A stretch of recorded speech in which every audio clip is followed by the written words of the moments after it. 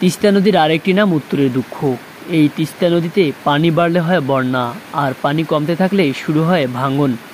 নদী ভাঙন শুরু হলে সেই এলাকার সব কিছু বিলীন করে নিয়ে যায় তিস্তার জলরাশি।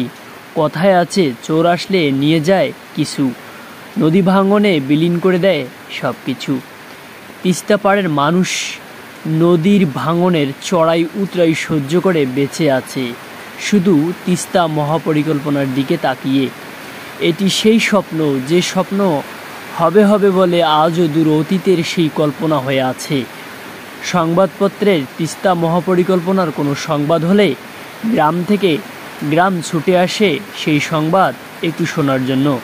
তবে কি এই মানুষগুলোর স্বপ্ন পূরণ হতে চলেছে, নাকি স্বপ্ন স্বপ্নই থেকে যাবে? গত কয়েকদিন আগে চীনের রাষ্ট্রদূত এক প্রেস বিজ্ঞপ্তিতে জানিয়েছেন, বাংলাদেশ চাইলে তিস্তা মহাপরিকল্পনার কাজ শুরু করতে প্রস্তুত বেইজিং। তবে ঢাকার প্রতিবন্ধকতা কোথায়?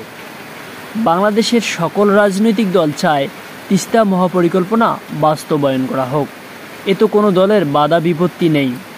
সব ঠিকঠাক থাকলে আগামী বছরের জানুয়ারিতে তিস্তা মহাপরিকল্পনার কাজ শুরু হবে বলে জানিয়েছেন উপদেষ্টা পরিষদ।